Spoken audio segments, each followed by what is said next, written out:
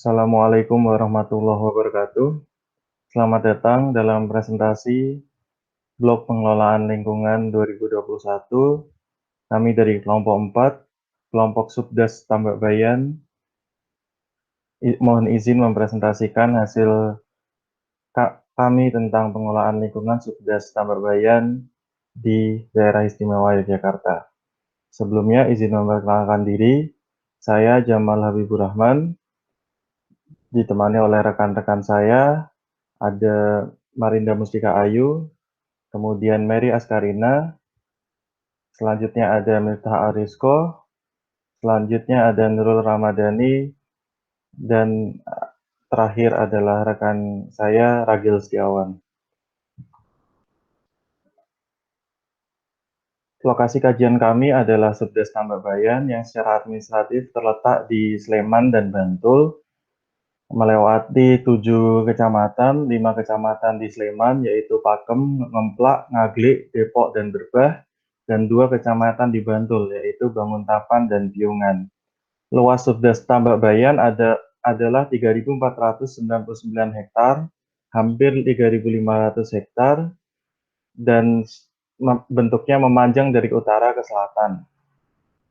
Lalu kondisi geologi dari Subdas Tambakbayan, Subdas ini terletak di Formasi Sleman dan Formasi Yogyakarta yang merupakan formasi geologi yang terbentuk dari material vulkanik gunung api Merapi.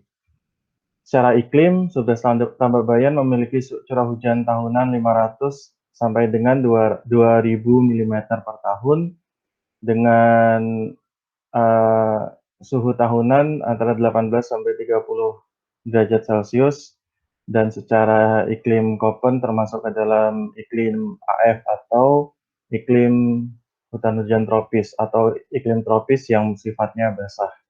Untuk penggunaan lahan, dominasinya adalah permukiman dan persawahan dengan beberapa penggunaan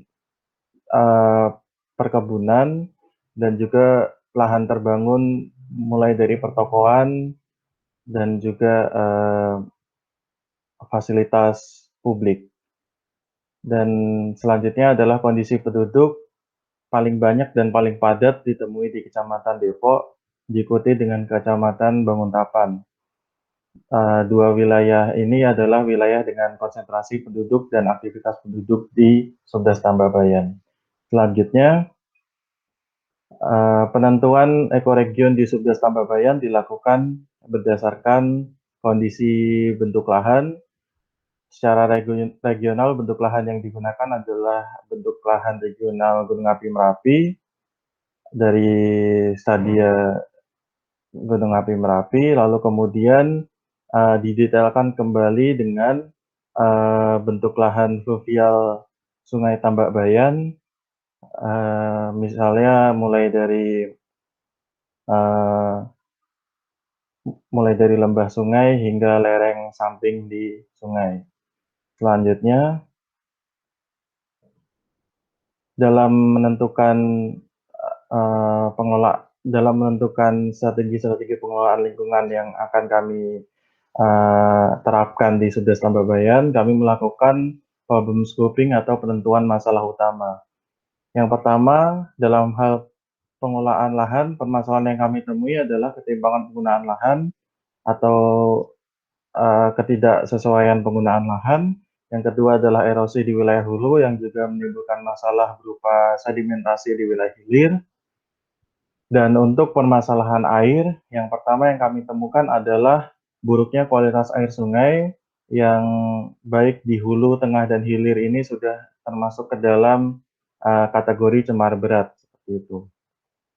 Lalu selanjutnya adalah kurangnya pengendalian pemanfaatan bantaran sungai yang ini bisa dilihat terutama dengan banyaknya permukiman yang benar-benar tidak memperhatikan aturan tentang bantaran atau sempadan sungai. Lalu selanjutnya adalah permasalahan pengelolaan udara. Secara umum di Subdas Tambakbayan, kualitas udara termasuk kategori baik hingga sedang, artinya tidak mengganggu maksud kami tidak mengganggu kegiatan masyarakat. Akan tetapi dengan meningkatnya jumlah penduduk meningkatnya kepadatan penduduk dan juga meningkatnya aktivitas penduduk, ini dapat juga meningkatkan jumlah konsumsi energi bahan bakar yang nantinya akan meningkatkan emisi domestik dan juga emisi kendaraan. Dan ini perlu diperhatikan untuk pengelolaan lingkungan ke depannya.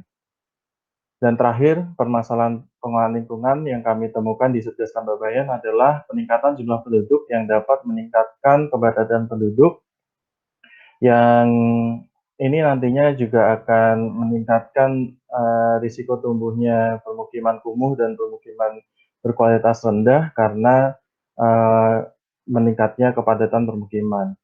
Dan yang terakhir adalah meningkatnya tekanan penduduk terhadap lahan pertanian yang ini bisa mempengaruhi ketersediaan pangan di masa depan. Selanjutnya, berkaitan dengan metode penelitian akan disambung oleh rekan saya, Mary. Kepada Mary, saya persilahkan. Baik, metode penelitian dalam pengelolaan lingkungan Subdes Tambakbayan memiliki beberapa input, di mana dalam diagram ini merupakan pengelolaan lahan dan juga air. Nah, dari sini kita dapat melihat input berupa data penggunaan lahan dan juga koefisien limpasan, di mana dua input ini diproses menjadi didigitasi menjadi satuan lahan.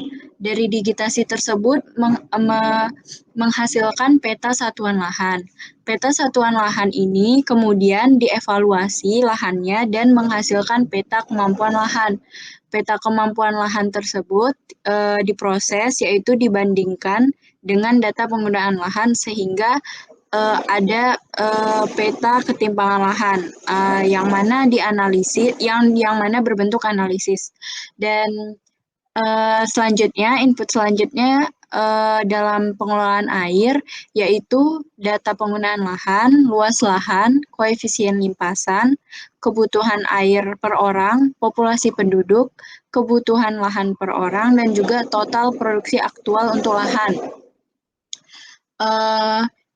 Pertama, dari data penggunaan lahan dan luas lahan, kita mendapatkan hasil ketersediaan air.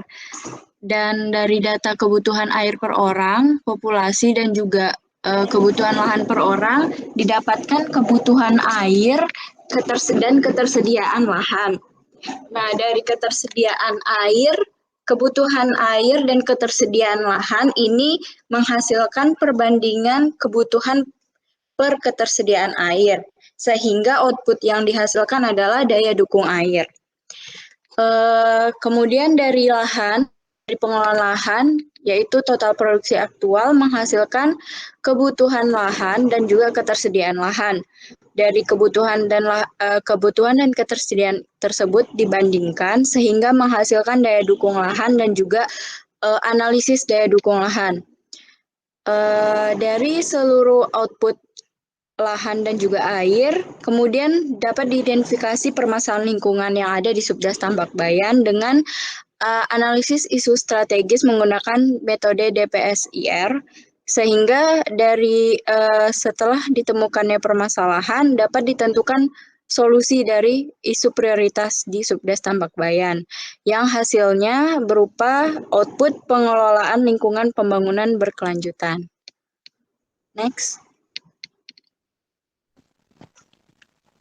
Selanjutnya, pengelolaan lingkungan lahan Subdes Tambakbayan, di mana pada pengelolaan lahan di Subdes ini menganalisis terkait kemampuan lahan, di mana metode yang digunakan yaitu metode weight matching. Berdasarkan hasil pengolahan, diperoleh bahwa kemampuan lahan Subdes Tambakbayan terdiri dari kelas kemampuan lahan 2 hingga kelas 6, di mana kita tahu bahwa kelas kemampuan lahan mempengaruhi pilihan penggunaan lahan. Berdasarkan analisis, diperoleh bahwa kelas kemampuan lahan tersebut cocok sebagai daerah pertanaman dengan tingkat intensif, penggembalaan hingga cagar alam dan juga hutan lindung. Selanjutnya ada penggunaan lahan Subdes Tambakbayan. Berdasarkan hasil olah data, diperoleh bahwa penggunaan lahan Subdes Tambakbayan didominasi oleh pemukiman dan juga persawahan. Permukiman tersebar hampir di seluruh wilayah dari hulu hingga hilir Subdes Tambakbayan, dengan luasan mencapai 57% dari total wilayah Subdes Tambak Bayan, dan lahan pertanian mencapai 38% dari total luas Subdes Tambak Bayan. Penggunaan lahan lainnya di Subdes ini dimiliki oleh bandara, tanah terbuka, pertanian lahan kering campuran, dan juga pertanian lahan kering. Selanjutnya, analisis terkait ketimpangan lahan. Ketimpangan lahan terjadi karena ketidaksesuaian antara pemanfaatan lahan dengan kemampuan lahan yang ada. Berdasarkan analisis diperoleh bahwa daerah sepadan sungai memiliki kemampuan lahan tingkat 6, di mana seharusnya kelas tersebut digunakan sebagai wilayah lindung hingga pengembalaan, namun pada kenyataannya saat ini digunakan sebagai pemukiman dan juga persawahan. Permasalahan kedua yaitu erosi, di mana terjadi di lereng belakang hulu gunung api dikarenakan karena kemiringan lereng yang relatif miring, sehingga memicu timbulnya erosi intensif apabila terjadi hujan. Sedangkan penggunaan lahan pada daerah tersebut saat ini dijadikan sebagai area pemukiman dan juga persawahan. Penggunaan lahan tersebut dirasa kurang cocok karena apabila digunakan sebagai pemukiman akan membahayakan keselamatan masyarakat yang ada di sana. Selanjutnya ada daya dukung lahan, di mana berdasarkan analisis diperoleh bahwa 5 kecamatan mengalami defisit dan juga 2 kecamatan mengalami surplus. Kecamatan dengan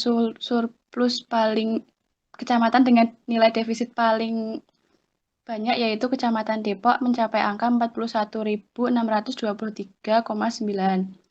Penurunan daya dukung lahan tersebut dipengaruhi oleh meningkatnya jumlah penduduk, luas lahan, persentase jumlah petani, dan juga luas lahan yang dibutuhkan untuk hidup layak. Selanjutnya, untuk rekomendasi pengelolaan lingkungan lahan, dapat dilakukan beberapa cara, seperti pengembalian fungsi sempadan sungai, penetapan sempadan sungai sebagai zona konservasi dan juga kawasan lindung sekitar, melakukan reboisasi, pemanfaatan lahan sesuai kemampuan, yakni perkebunan dan juga peternakan, khususnya pada daerah lereng gunung api. Untuk rekomendasi yang selanjutnya yaitu pembangunan pemukiman di Kecamatan Depok yang perlu dibatasi pembangunannya, dan juga diarahkan dengan model hunian vertikal sesuai dengan karakter dan kondisi fisik serta kebijakan pemerintah daerah setempat, mengingat pertumbuhan penduduk di wilayah Depok yang semakin tinggi. Selanjutnya adalah pengelolaan lingkungan air. Yang pertama adalah ketersediaan air. Data ketersediaan air didapat dari data curah hujan dari 3 stasiun yang terdekat, yaitu Stasiun Kempot dan Santan yang terletak di Kabupaten Sleman. Kemudian Stasiun Karangploso yang terletak di Kabupaten Bantul. Data curah hujan tersebut kemudian diolah dengan metode Thorndike Meter. Hasil olah data curah hujan diperoleh ketersediaan air di Subdes Tambak Bayan tahun 2018 sebesar 844.075.000 meter kubik per tahun. Kemudian selanjutnya adalah kebutuhan air. Kebutuhan air dibagi menjadi kebutuhan air domestik dan non-domestik. Kebutuhan air domestik diperoleh dari penggunaan air untuk setiap jumlah penduduk yang ada di kecamatan yang dilalui Subdes Tambak Bayan. Pada tahun 2018, kebutuhan air total sebesar 12.885.000 meter kubik per tahun, dengan kebutuhan air terbesar berada di Kecamatan Depok karena jumlah penduduknya yang besar juga. Lanjut.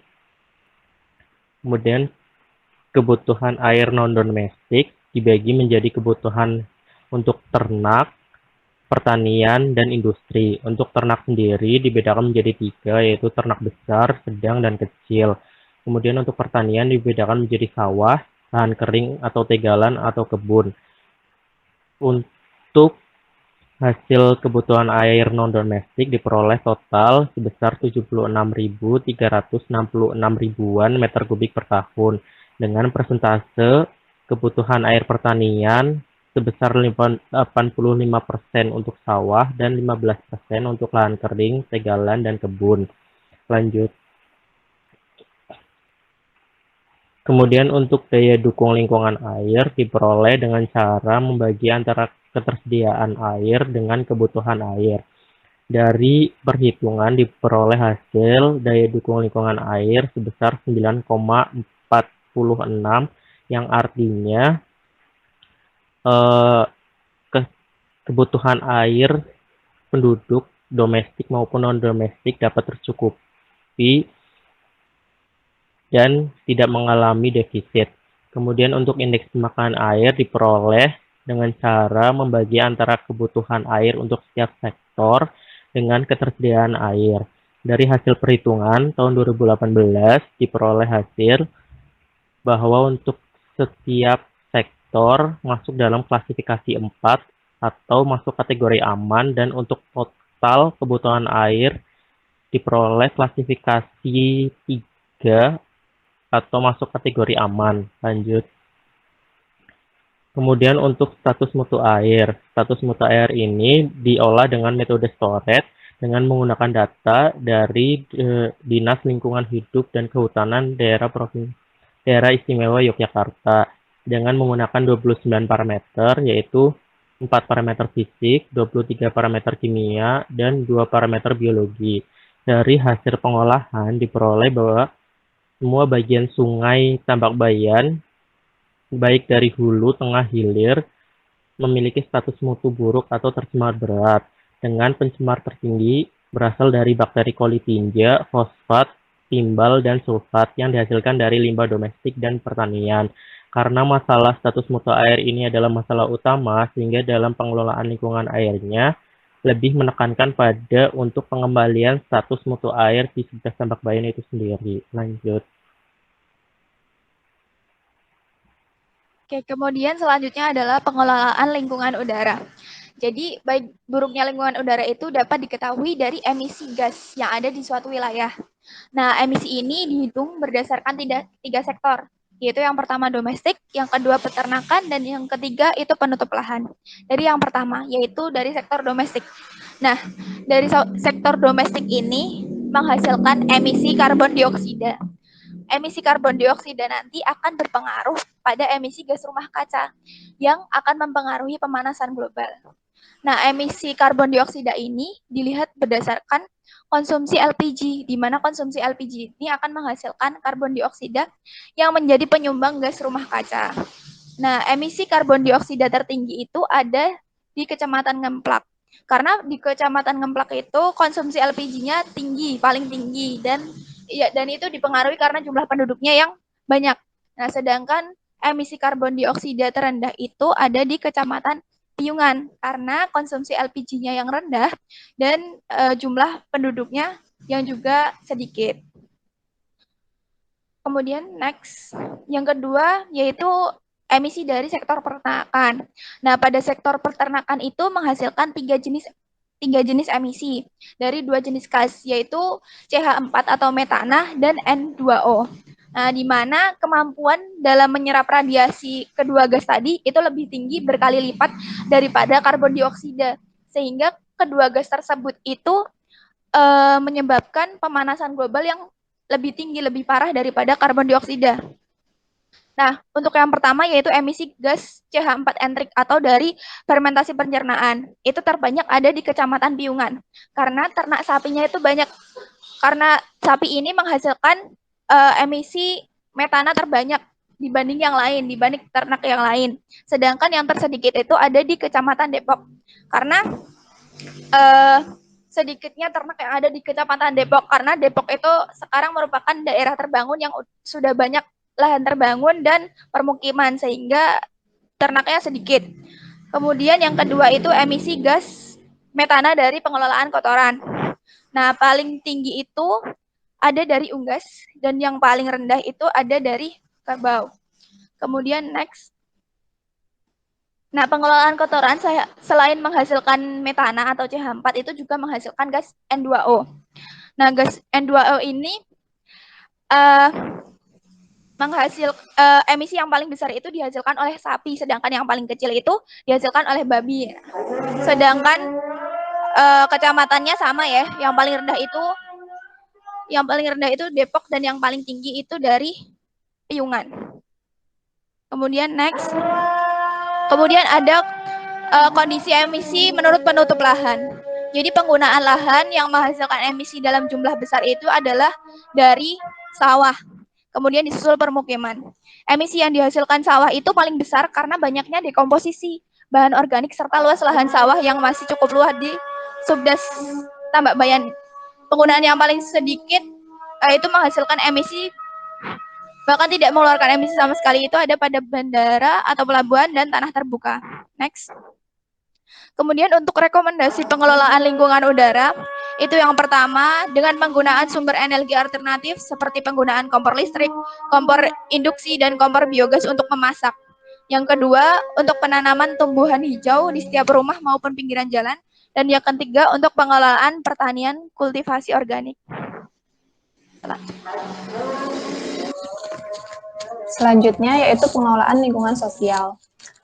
Dilihat dari jumlah penduduknya, Subdas Tambak Bayan itu mengalami kenaikan dari tahun 2014 sampai 2018 dan mengalami penurunan pada tahun 2019. Belum diketahui penyebab pasti dari adanya penurunan angka tersebut. Untuk kepadatan penduduk di wilayah Subdas Tambak Bayan itu tertinggi adalah Kecamatan Depok dan terendah pada Kecamatan Pakem. Hal tersebut sejalan dengan jumlah penduduk, di mana adanya korelasi antara jumlah penduduk dan kepadatan penduduk di Subdas Tambak Bayan. Next. Untuk sebaran fasilitas pendidikannya, kecamatan dengan fasilitas pendidikan terbanyak terdapat di Kecamatan Depok dan paling sedikit di Kecamatan Berbah. Kecamatan dengan penduduk yang banyak dan padat itu memiliki lebih banyak fasilitas pendidikan untuk memenuhi kebutuhan penduduknya. Untuk sebaran fasilitas kesehatannya, kecamatan dengan fasilitas kesehatan terbanyak terdapat di Kecamatan Depok dan paling sedikit di Kecamatan Berbah dan Piungan.